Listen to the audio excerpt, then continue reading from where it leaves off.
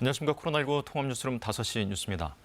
약 3시간 뒤인 오늘 저녁 8시부터 50대 초반 연령에 대한 백신 접종 사전 예약이 시작됩니다. 오늘은 만 53살과 54살을 대상으로 내일은 50살부터 52살까지 예약을 받는 등 토요일까지 순차적으로 예약을 받습니다. 고3 학생 등 청소년에 대한 국내 첫 화이자 접종도 시작됐습니다. 오승목 기자가 보도합니다. 오늘 저녁 8시부터 만 53살과 54살 연령대의 백신 접종 사전 예약이 시작됩니다. 예방접종 사전 예약 온라인 사이트와 질병청, 지자체 콜센터 등에서 신청할 수 있습니다. 내일 저녁 8시부터는 50살에서 52살의 예약이 진행되고 21일 저녁 8시부터 24일 저녁 6시까지는 50대 누구나 예약할 수 있습니다. 50대 접종의 경우 당초 모더나 백신만 배정할 계획이었는데 국내 백신 수급 상황에 맞춰 화이자 백신도 함께 활용됩니다. 한편 국내에서도 청소년 접종이 처음 시작됐습니다. 고3 학생 46만 명을 대상으로 한 화이자 백신 접종이 오늘부터 진행됐습니다. 방역당국은 접종 후 학생들의 이상 반응을 세심하게 관찰해달라고 당부했습니다. 심근전, 심낭염과 같은 그런 심장에 관련된 이상 반응에 대비하기 위해서 접종 후에 일주일 정도는 고강도의 운동이나 신체 활동을 피하시기를 권고를 드립니다. 오늘 0시 기준 코로나19 신규 확진자는 1,252명, 80살 이상을 제외한 모든 연령대에서 지난주보다 발생률이 늘어나고 있습니다. 최근 한 주간 확진자 가운데 47%꼴로 주요 변이 바이러스에 감염된 것으로 분석됐는데 델타 변이가 가장 많아 한 주 새 719명이 확인됐습니다. 비수도권 확진자 비중이 전체의 30%를 웃돌면서 점차 커지는 가운데 강원도 강릉은 거리 두기 4단계, 제주도는 3단계가 적용됐습니다. 대전은 22일부터 3단계를 적용합니다. 비수도권 전체 지역에서 사적 모임은 4명까지만 허용됩니다. KBS 뉴스 오승목입니다. 아프리카 해역에 파병 중인 청해부대 34진의 82%가 코로나19 확진 판정을 받았습니다.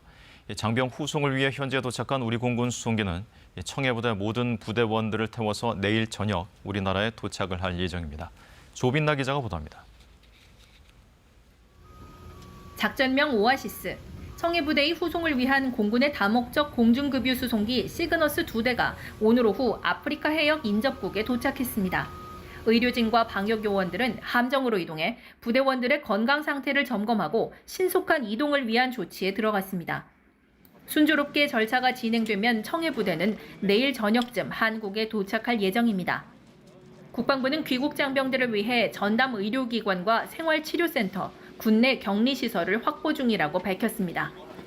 청해부대 34진에 대한 전수검사 결과 오늘 179명이 추가 확진되면서 누적 확진자는 247명으로 늘었습니다. 전체 부대원 301명 가운데 82% 감염이 확인된 겁니다. 나머지 50명은 음성, 4명은 판정 불가로 나왔습니다. 입원 환자도 1명 늘었습니다. 어제 어지러움증을 호소한 부대원으로 현지 병원에서 입원 치료를 받는 부대원은 16명이 됐습니다. 이번 청해부대 집단 감염 규모는 지난해 2월 군에서 최초 코로나19 확진자가 나온 이후 단일 부대로서는 최대 규모입니다. 청해부대는 군 장병 백신 접종 시작 전인 2월에 출항해 모두 백신을 맞지 않았습니다. 그런데 함정에는 감염 초기에는 결과가 부정확한 신속 항체 검사 키트만 보급된 것으로 드러났습니다. 또 기항 등으로 도선사나 현지인과의 접촉이 빈번하지만 군 당국은 군의 백신 접종이 시작된 이후에도 유엔 및 파병국 백신 접종과 연계한 현지 접종 계획도 마련하지 않았습니다. KBS 뉴스 조빈나입니다. 정부와 민주당의 최근 거리두기 강화로 소상공인 피해 규모가 커짐에 따라 소상공인 피해 지원 규모와 대상을 확대하기로 했습니다. 국회에서 추경안이 통과되면 다음 달 17일부터 지원금을 지급할 계획입니다. 송락규 기자가 보도합니다. 민주당과 정부는 오늘 아침 국회에서 회의를 열고 코로나19 확산에 따른 소상공인 피해 지원 규모와 대상을 확대하고 또 신속하게 지급하기로 했습니다.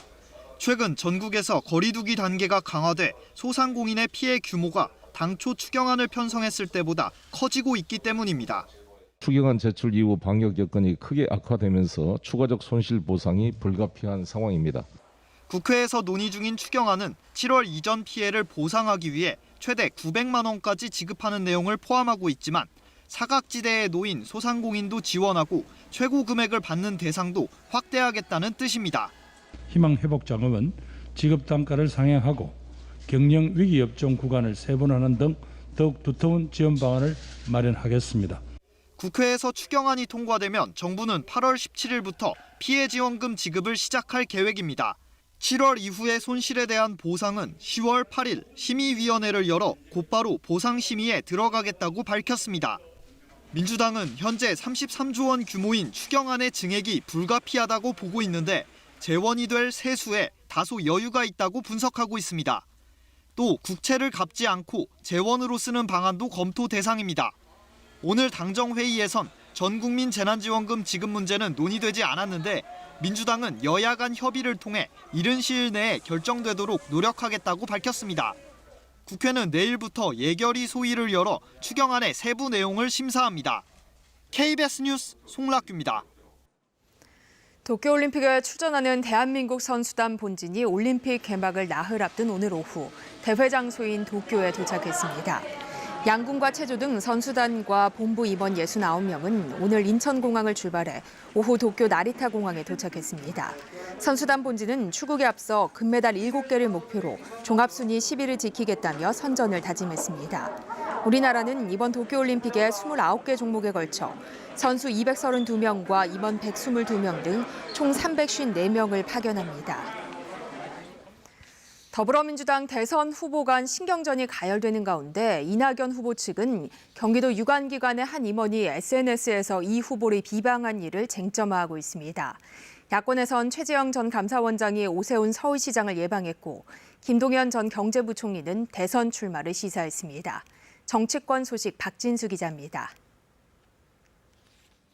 경기도 유관기관의 임원이 SNS 대화방에서 이낙연 후보를 비방했다며 이낙연 후보 측은 경찰 고발도 검토하고 있습니다. 선거법 위반 여부는 그것에 따르는 법적인 과정이 있을 겁니다. 준법이냐 위법이냐의 문제이지요. 이재명 후보는 자신이 알지도 못하는 사람들이 한 일이고 문제가 불거진 뒤 직위 해제 조치까지 했는데도 공세가 지나치다고 맞받았습니다. 그렇게 따지면 우리 이낙연 후보 지지하는 분들이 저한테 하는 정말 극렬하게 표현할 수 없는 마타도와 그런 것들을 한번 스스로 살펴보시면 더 좋겠다. 민주당 이상민 선관위원장은 네거티브 공방이 가열되는 데 대해 조사해서 책임을 묻겠다고 각 캠프에 경고했습니다. 코로나 확산세에 후보 선출 일정을 미루기로 한 민주당은 오늘 오후 얼마나 미룰지를 결정합니다. 국민의힘 최재형 전 감사원장은 오세훈 서울시장을 찾았습니다.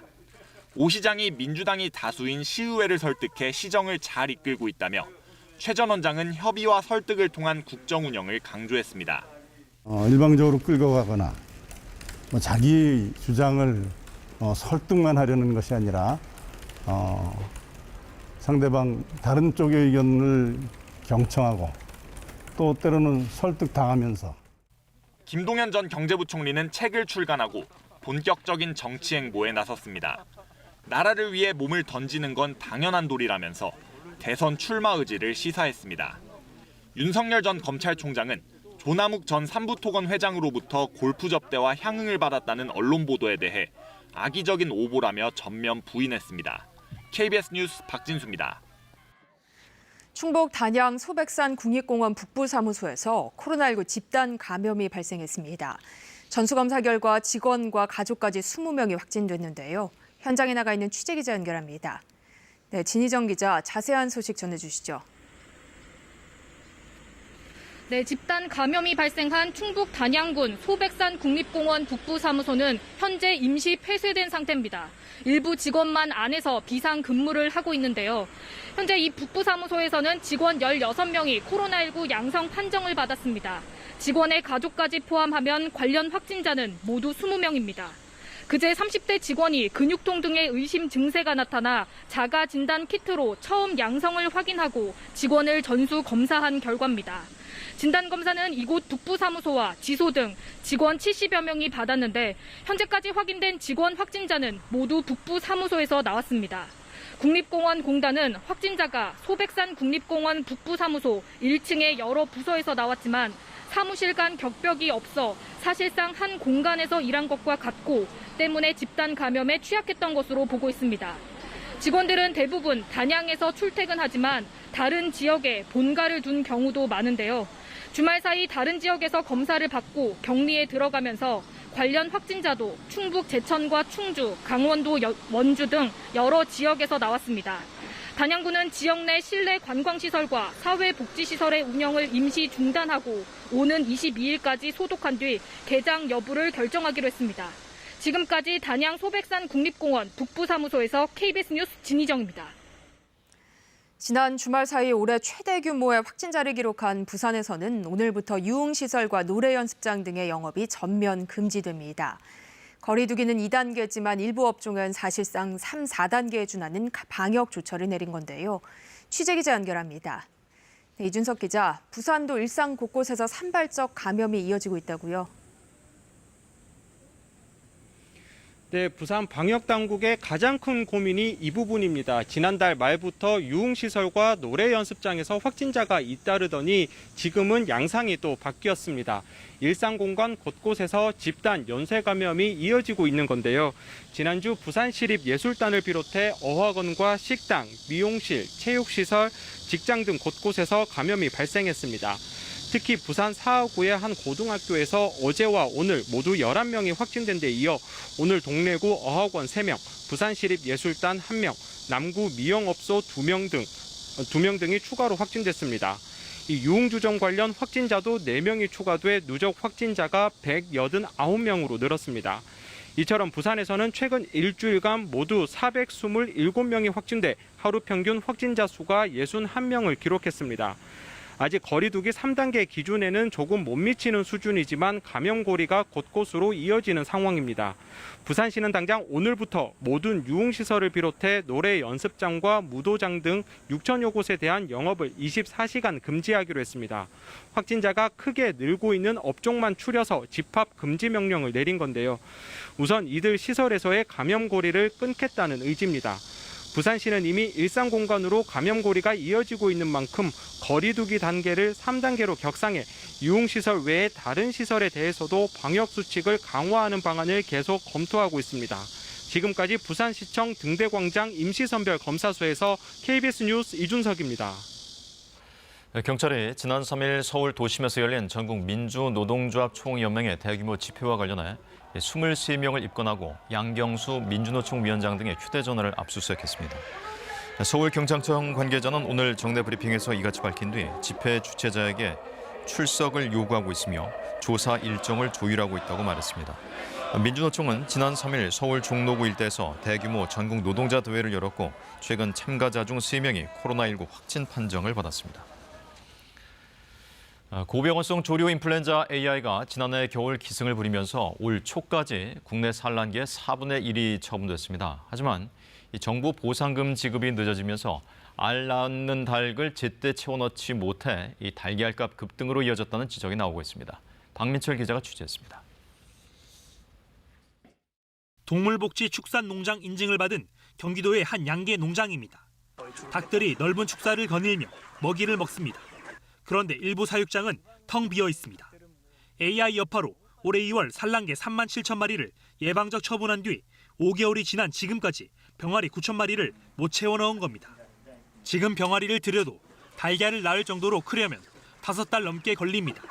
그런데도 산란개 처분에 따른 보상금 지급은 미뤄지고 있어 빚만 늘고 있습니다.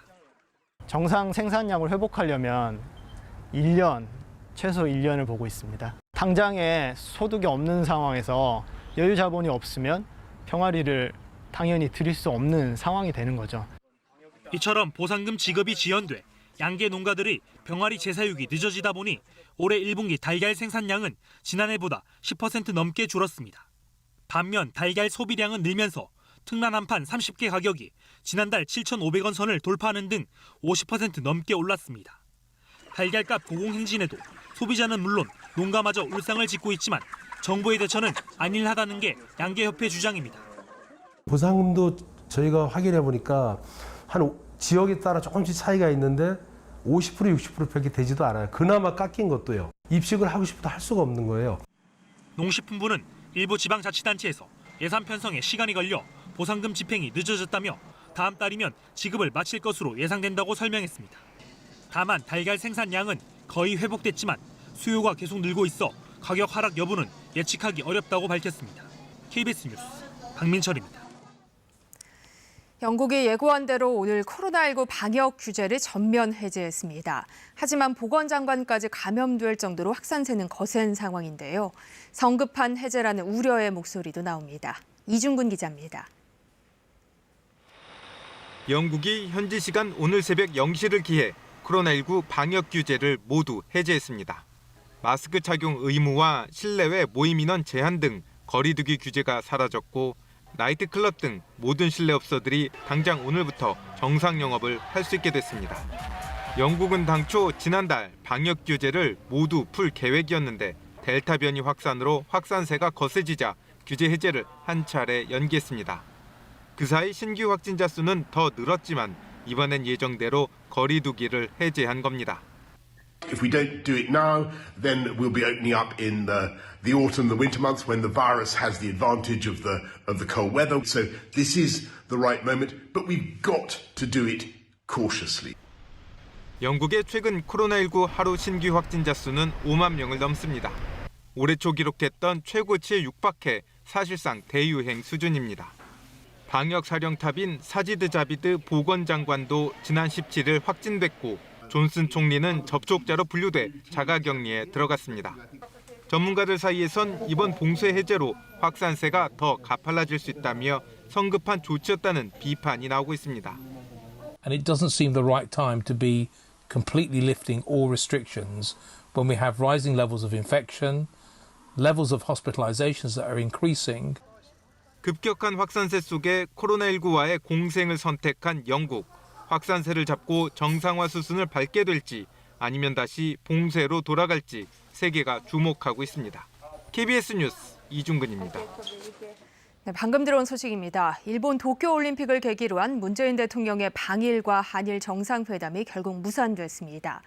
취재기자 연결합니다. 네, 김경진 기자 자세한 소식 전해주시죠. 네, 방금 전 청와대가 공식 입장을 발표했는데요. 청와대 박수현 국민소통수석은 문재인 대통령이 도쿄올림픽 계기 방일을 하지 않기로 결정했다고 밝혔습니다. 한일 양국 정부는 도쿄올림픽 계기 한일 정상회담 개최 가능성을 염두에 두고 양국 간 역사 현안에 대한 진전과 미래지향적인 협력 방향에 대해 의미 있는 협의를 나눴고 양측 간 협의는 우호적인 분위기에서 진행돼 상당한 이해의 접근을 이뤘지만 정상회담의 성과로 삼기에는 여전히 미흡했다고 말했습니다. 박수현 수석은 또 그 밖의 재반 상황을 종합적으로 고려해서 이와 같이 결정했다고 전했습니다. 일본에 가려면 사흘간 자가격리를 해야 해서 오늘이 방일 여부를 결정할 수 있는 사실상 마지막 날이었습니다. 그야말로 마감에 임박해 결정이 된 건데요. 일본 매체들이 오는 23일 일본에서 첫 한일 정상회담이 열릴 것이라고 보도하기도 했지만 결국 사실이 아닌 것으로 드러났습니다. 정부는 정상회담을 하려면 국민이 납득할 성과가 전제되어야 한다고 강조해 왔는데 우리 정부가 원하는 수준의 합의엔 이르지 못한 것으로 보입니다. 또 소마 히로이사 주한 일본 대사관 총괄공사의 부적절한 성적 발언에 대한 일본 측의 공식 조치가 없는 점도 한일 정상회담 개최를 무산시킨 원인으로 분석됩니다. 우리 정부는 오늘 안에 일본이 한일 정상회담 의제와 소마공사 인사조치에 대한 진전된 입장을 밝히길 기대했지만 일본의 응답이 없자 일본을 방문하지 않기로 결정한 것으로 보입니다. 지금까지 KBS 뉴스 김경진입니다. 세계 주요 산유국들이 점진적으로 원유 공급을 확대하기로 합의했습니다. 이번 합의로 유가 상승과 인플레이션 압력이 완화될 수 있을 것이라는 전망이 나오고 있습니다. 두바이에서 우수경 특파원입니다. 주요 산유국들의 협의체인 오펙 플러스가 다음 달부터 원유 추가 생산에 합의했습니다. 오펙 플러스는 현지 시간 18일 석유 장관 회의를 열고 다음 달부터 매달 하루 40만 배럴씩 추가적인 감산 완화 조치에 들어가기로 결정했습니다. 현재의 감산 규모는 하루 580만 배럴 수준입니다. 이에 앞서 지난해 5월 산유국들은 코로나19로 인한 수요 감소 등에 대응하기 위해 하루 1,000만 배럴 감산이라는 기록적인 결정을 내린 바 있습니다. 이후 내년 4월까지 점진적으로 감산 규모를 줄여나가기로 합의했었는데 이번 회의에서는 이 기간도 내년 연말까지로 연장했습니다. Yes, we will keep the 400 on a monthly basis. We will review in December. We kept our window open for review. 이번 회의에서는 아랍에미리트의 원유 생산 기준도 상향했습니다. 이에 따라 아랍에미리트의 원유 생산 기준은 현재 하루 316만 8천에서 350만 배럴로 늘게 됩니다. 또 이라크와 쿠웨이트, 러시아 등의 원유 생산 기준도 상향된 것으로 전해졌습니다. 모두 내년 5월부터 적용됩니다. 회의는 지난 2일에도 열렸지만 사우디아라비아와 아랍에미리트가 산유량 정책을 놓고 이견을 보이면서 중단됐었습니다. 블룸버그 통신 등은 이번 합의로 원유 생산량이 늘면서 전 세계적인 유가 상승과 인플레이션 압력이 완화될 수 있을 것으로 전망했습니다. 오펙 플러스의 다음 회의는 오는 9월 열립니다. 두바이에서 KBS 뉴스 우수경입니다. 코로나19로 인해 칸 영화제가 2년 만에 열렸는데요. 올해는 경쟁작에 오른 한국 작품은 없었지만 개막 선언의 봉준호 감독, 심사위원의 송강욱 씨, 이 폐막식 시상자로 이병헌 씨가 나서면서 한국 영화의 위상을 재확인했습니다. 파리에서 유원중 특파원입니다. 제74회 칸 영화제가 폐막했습니다. 최고 작품상인 황금종려상은 줄리아 디크루노 감독의 연쇄살인마에 관한 영화 티탄에게 돌아갔습니다. 30대 프랑스 출신인 디크루노 감독은 황금종려상을 받은 역사상 두 번째 여성 감독이 됐습니다. 여우주연상은 영화 더 워스트 펄슨 인 더 월드의 레나트 라인스백, 나무주연상은 영화 니트람의 케일럽 랜드리 존스에게 각각 돌아갔습니다. 올해는 경쟁 작품에 오른 한국 영화가 없었지만 2년 전 영화 기생충의 여파가 올해도 이어졌습니다. 봉준호 감독이 칸 영화제 시작을 알리는 선포자로 깜짝 등장했고 배우 송강호 씨는 심사위원으로 위촉됐습니다. 좋은 작품을 올바르게 선택해야 되니까 그런 점에서 정말 좀 부담감도 있지만 그래도 한국 영화의 잠시나마 얼굴이니까 성실하고 또 최선을 다해서 비경쟁작으로 초대된 비상선언의 한채림 감독과 배우들도 영화제 막바지 레드카펫을 밟았습니다.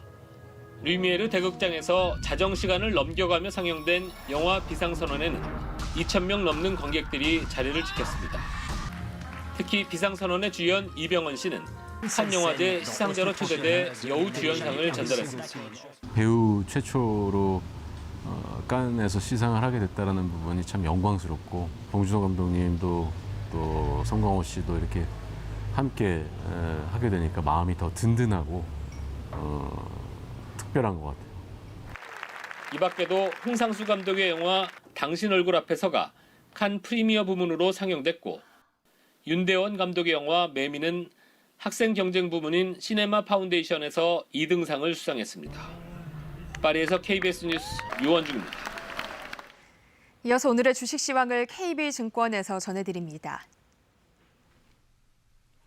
KB증권입니다. 코로나 델타 변이 바이러스 확산에 대한 우려 속에 코스피가 3,240대로 밀려났습니다. 코스닥 역시 기관과 외국인의 매도 공세에 파란불을 켜며 약보합으로 장을 마쳤습니다.